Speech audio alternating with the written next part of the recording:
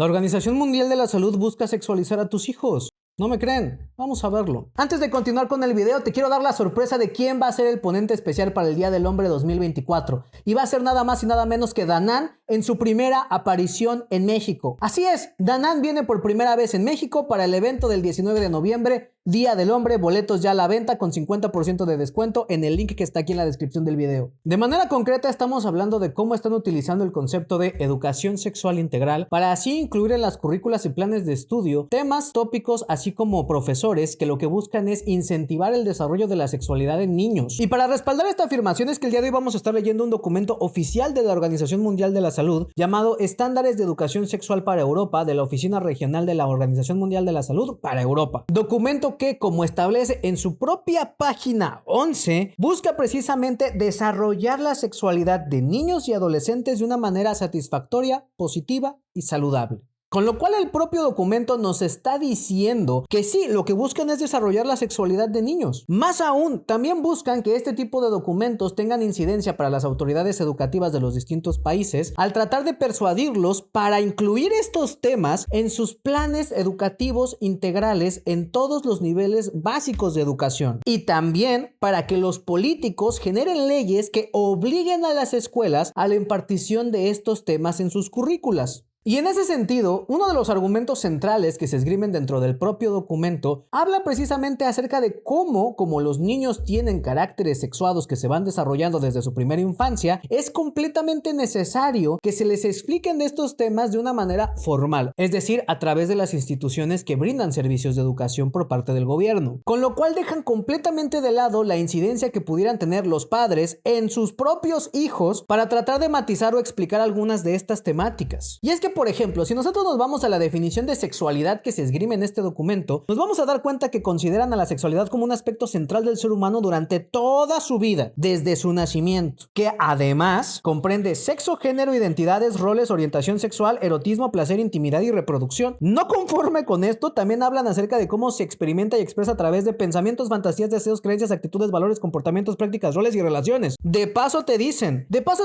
que la sexualidad puede incluir todas estas dimensiones o no, y que a veces no todas ellas se expresan. Y finalmente te dicen que está influenciada por factores biológicos, psicológicos, sociales, económicos, políticos, étnicos, legales, históricos, religiosos y espirituales. Es decir, para esta gente la sexualidad es absolutamente todo y nada al mismo tiempo. Incluir tantas cosas en una definición de un concepto específico tiene la finalidad de generar lo que se conoce como un significante vacío, un concepto que puede ser todo y nada al mismo tiempo dependiendo de la conveniencia de quien lo esgrime, bajo el cual se pueden amparar precisamente para tratar de tocar temas que a lo mejor tangencialmente tienen que ver con la temática, pero que realmente justifican el impulsar políticas públicas que poco o nada tienen que ver con esto. Y en ese sentido, el punto de alerta que tienen que empezar a poner las personas, particularmente los padres que tienen hijos pequeños, es precisamente el cómo les están vendiendo conceptos que te tratan de explicar todo y nada al mismo tiempo. Porque entonces todas las explicaciones que se emanan de un concepto tan grande terminan siendo vagas, terminan siendo difusas y resultan siendo poco aplicables en la realidad. Pareciera más que intentaron meter todos y cada uno de los campos de la actividad humana posible para poder tocar así todos y cada uno de los temas de relevancia social para el ser humano, justificando así que ellos digan que la educación sexual debe de comenzar en la primera infancia y que esta debe de progresar a través de la adolescencia hasta la adultez, tomando como base el argumento que ellos ponen en la página 28, en donde dicen que todas las personas desde que nacen son seres sexuados y tienen la potencialidad de desarrollar su sexualidad de una u otra forma, y que en ese sentido la educación sexual ayuda a preparar a la juventud para la vida en general, especialmente para construir y mantener relaciones satisfactorias que contribuyan a desarrollar de manera positiva la personalidad y la autoestima, con lo cual vuelven a reflejar su objetivo de meterse en todos y cada uno de los campos de incidencia del desarrollo de la vida de los niños y adolescentes, justificándose en cosas como las que por ejemplo hay en la página 31, en donde hablan del proceso del desarrollo sexual desde los primeros 10 años y donde afirman tajantemente que todas las personas tienen sentimientos sexuales incluso en la primera infancia. Y es que aquí podemos recalcar la mentira que es transversal en todo este documento, ya que todo este documento se sustenta básicamente en esta afirmación, que como los seres humanos desde que nacemos tenemos sentimientos sexuales, entonces por lo tanto se nos tienen que enseñar estos temas desde que tenemos de 0 a 4 años. Sin embargo, eso es una mentira y les voy a explicar por qué. Esta afirmación se basa en los estudios que realizó Alfred Kinsey en un libro que se llama Sexual Behavior in the Human Male, el cual pueden encontrar en mi grupo de Telegram, link en la descripción de este video, y el cual básicamente partió de tratar de registrar registrar los orgasmos en niños y en menores de edad para saber desde cuándo los seres humanos podemos empezar a sentir orgasmos y con lo cual afirmar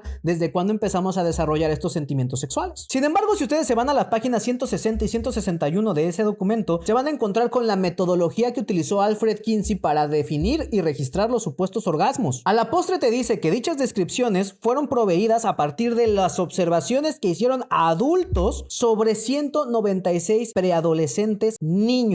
Todo lo que vamos a ver a continuación, el propio Kinsey especifica que fue recopilado a través de adultos que estuvieron presentes cuando los niños tuvieron estos orgasmos y que es más, incluso en algunos casos, de adultos que tuvieron relaciones con niños y adolescentes. Con lo cual básicamente te está diciendo que entrevistaron a pedófilos y pederastas y les preguntaron cómo se veía el orgasmo de un niño. Y dentro de dichas descripciones, en el punto 6, página 161, te habla acerca de cómo algunos de estos niños experimentaron dolor insufrible, gritaron y que incluso muchos de ellos empezaron a patalear y a tratar de alejar a estas personas que los estaban estimulando para así evitar el supuesto clímax. Muchos de ellos experimentaron estas cosas en el mismo instante en el que los empezaron a estimular. Y es más, el propio Kinsey en este libro relata cómo, a pesar de la ausencia de eyaculación, ellos consideraron que esta reacción constituía un orgasmo. Algo que te especifican en la página 176, en donde te dicen que los niños preadolescentes, como son incapaces de tener una eyaculación, aún así no les importó esto y aún así los clasificaron como orgasmos. La propia tabla presente en la página 176 te dice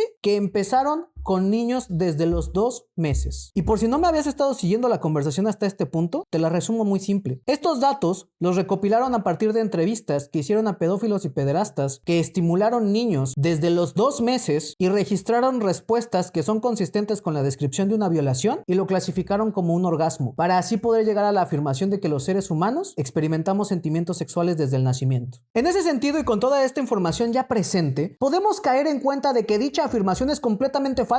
Está sustentada en una investigación que viola todos los estándares científicos y éticos y legales. Una vez desmontada la mentira principal sobre la cual se basa todo este documento, vamos ahora sí a la matriz. Dicha matriz, dicen, ha sido diseñada para dar una visión general acerca de los temas que deben de ser específicamente introducidos en los distintos grupos de edad. Además, se puede utilizar de una forma flexible para adaptarse a personas o grupos con necesidades específicas, en un marco en el que la persona que educa puede elegir los temas con los que son de especial interés para el grupo. Es decir, la aplicación de estas currículas le están dejando la responsabilidad completa a los profesores que van a estar a frente de grupos, dejándolo así a la merced de los criterios ideológicos o morales que tenga esta gente. Más aún te especifican que esto no solamente se queda en el ámbito informativo, sino que el objetivo precisamente es desarrollar tanto actitudes como habilidades. Lo que busca la educación sexual integral no solamente es informar, sino es lograr que los niños desarrollen habilidades en el ámbito sexual. Todo con la finalidad de alimentar la idea de que el niño puede tomar de forma libre decisiones, lo cual es completamente falso.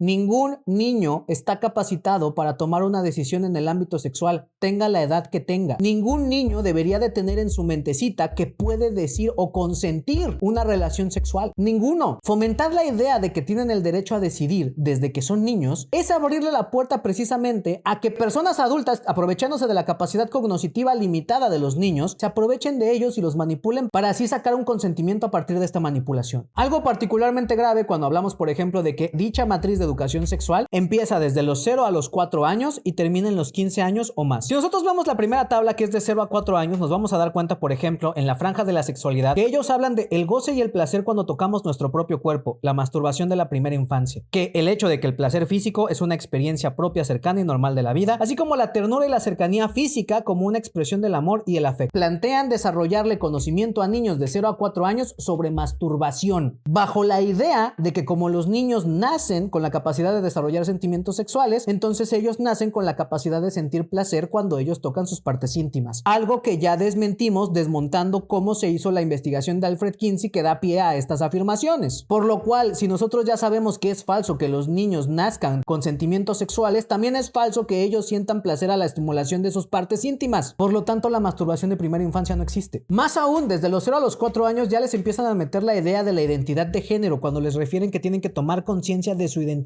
de género, así como expresar necesidades, deseos y límites, por ejemplo en el contexto de jugando al doctor. Esto es particularmente importante, ya que inmediatamente después en la misma tabla, en el rango de emociones, te dicen que el niño tiene la capacidad de decir que sí y la capacidad de decir que no. Y yo insisto, los niños no tienen la capacidad para decir que sí. A los niños se les debería de enseñar que siempre tienen que decir que no. Si seguimos se van a dar cuenta que la cosa se pone peor. Les hablan acerca de buenas y malas experiencias de su cuerpo. ¿Qué les gusta? En el ámbito de la sexualidad. Los niños no deberían de estar explorando qué les gusta en el ámbito de sexualidad a los 3 años. Y luego les dicen, si la experiencia o sentimiento no son buenos, no siempre tienen que aceptarlo. No siempre. Es nunca. Nunca tienen que aceptar este tipo de interacciones sin importar cómo se sientan. Luego, en la parte de derechos y sexualidad les dicen que tienen derecho a explorar la desnudez y el cuerpo, así como la curiosidad. Y sépase bien que mi postura frente a este tipo de cosas es clara. Una vida sexual activa no es un derecho, es una responsabilidad. Enseñarles que es un derecho es poner sobre de ellos una mentalidad equivocada sobre cuál debe de ser de su aproximación con respecto del ejercicio de la sexualidad ya cuando son adultos. Porque al no hablarles de sus responsabilidades y de la responsabilidad que tienen al adquirir una vida sexual activa, entonces se incentiva que la experimenten como si fuera un derecho, que la defiendan como si fuera un derecho y después no se quieran hacer responsables o no se puedan hacer responsables de las consecuencias de dicha vida sexual activa. Y también les hablan, por ejemplo, de diferenciar entre buenos y malos secretos. ¿Cuáles son los buenos secretos en materia de sexualidad para un niño de 3 años? ¿Cómo les ayudas a distinguir entre una y otra cosa? ¿A quién le interesaría que un niño pudiera tomar la decisión sobre guardar un buen secreto? Y finalmente termina con que tienen que desarrollar la actitud de tomar sus propias decisiones. Otra vez, los niños no pueden tomar una decisión porque los niños no tienen decisiones, no tienen opciones. Los niños tienen que aprender a decir no siempre, todo el tiempo. Son niños, nadie los debe de tocar, con o sin su consentimiento, porque los niños no pueden dar consentimiento. Luego, si nos vamos a la tabla de los 4 a los 6 años, vamos a ver que ellos hablan acerca de enseñarles a los niños sobre cómo comunicarse en asuntos sexuales, así como a consolidar su identidad de género. Ellos buscan que un niño de 4 años que se siente Hulk porque vio la película de Avengers tenga la capacidad para consolidar su identidad de género, lo cual es completamente alejado de la realidad. Se nota que es gente que jamás en su vida han platicado con un niño. Más aún, en el término de emociones te hablan de que los niños de 4 o 6 años deberían de aprender sobre amores secretos, el primer amor, encaprichamiento, enamoramiento y amor no correspondido. ¿Qué hace una niña de 4 años con un amor secreto? ¿Quién puede ser el amor secreto de una niña de 4 años? ¿Por qué le enseñaríamos a personas tan vulnerables que deberían de guardar secretos con respecto de este tipo de conceptos? Y finalmente te vuelven a reforzar. Tienen que desarrollar la actitud de que ellas y ellas pueden elegir. No, señores, los niños no pueden elegir en materia sexual. No son capaces de dar consentimiento nunca. Luego nos vamos a los 6 a 9 años. Sí, todavía ni siquiera pasamos de los 10 años. En donde se espera que ellos entiendan la diferencia entre amor y estar enamorado. En donde se espera que ellos aprendan sobre el sexo en los medios de comunicación como el internet. Y en donde se espera que ellos sepan sobre temas de relaciones sexuales con penetración. Más aún que ellos desarrollen la habilidad de tratar el sexo en los medios de comunicación.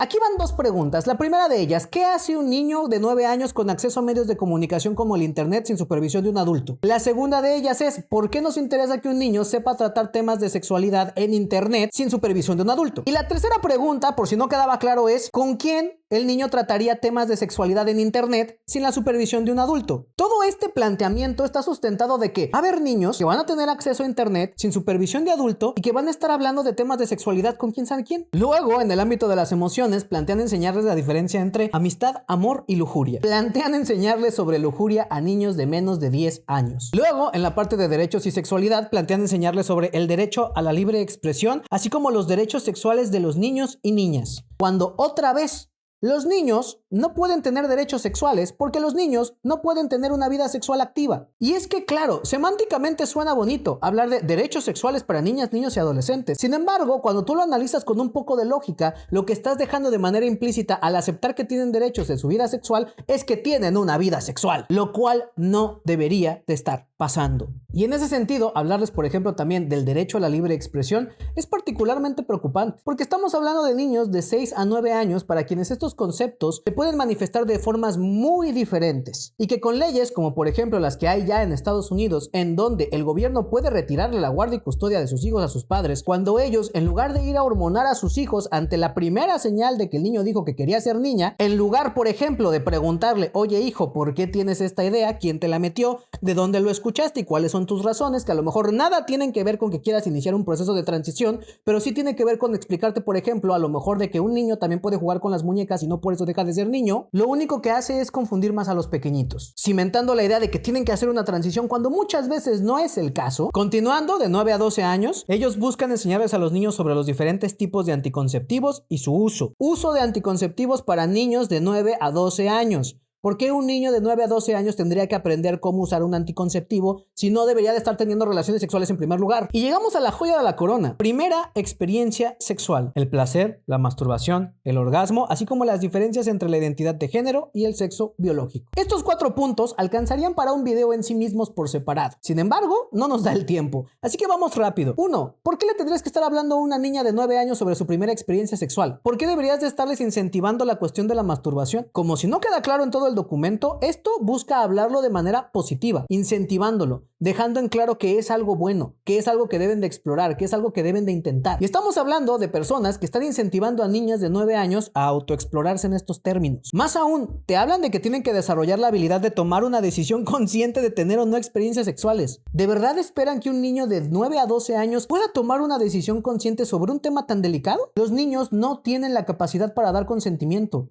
Y hacerles creer que tienen la capacidad para tomar una decisión en esta vía, lo único que hace es abrirle la puerta a las personas que se van a buscar aprovechar de este tipo de situaciones. Punto siguiente, el uso de tecnologías móviles, internet y tener en cuenta los riesgos y beneficios asociados a estas herramientas en el marco de relaciones sexuales. ¿Por qué una niña de 9 años debería de aprender a utilizar su teléfono en el marco de una relación sexual? ¿Por qué una niña de 9 años debería de tener un teléfono móvil propio con acceso a internet sin supervisión de un adulto? ¿Con quién se espera que una niña de 9 años esté hablando en temas de sexualidad a través de un dispositivo móvil con las habilidades para utilizarlo en este sentido? Y también te hablan del entendimiento de que todo el mundo tiene su propio calendario de desarrollo sexual, lo cual también abre la puerta para que una niña de 9 años afirme que su calendario de desarrollo sexual empezó desde que tenía 9 años y que entonces utilice las habilidades que le enseñaron para utilizar dispositivos móviles en contextos sexuales para hablar con quién sabe quién, porque claro, tiene la capacidad consciente de decidir si lo quiere hacer o no. ¿Ya ven hacia dónde va todo esto? Y es que en el apartado de sexualidad y derechos para de 9 a 12 años les hablarán acerca de las leyes y reglamentos nacionales, a.k.a. la edad del consentimiento. Y ustedes podrán decir, Alex, eso es muy bueno, ¿verdad? Considerando que hay muchos países en el mundo en donde la edad de consentimiento es 13 años, lo cual a estas alturas me parece un despropósito que ya se tendrá que haber legislado para aumentar la edad de consentimiento, sobre de lo cual quiero que entiendan cuál es la narrativa y las ideas que les están generando a los niños en estas edades. Les están enseñando desde los 0 a los 4 años que tienen la capacidad para tomar la decisión de si quieren o no tener sexo. Más aún, les están enseñando a los 12 años que a partir del siguiente año en muchos países de Europa ya podrían tener sexo de manera legal porque les están enseñando de las edades de consentimiento en sus países, con lo cual están preparando a niñas y niños desde los 13 años a tener relaciones sexuales dentro de los límites bastante cuestionables del marco legal europeo, con quién sabe qué personas que ya no van a recibir las penalidades correspondientes porque,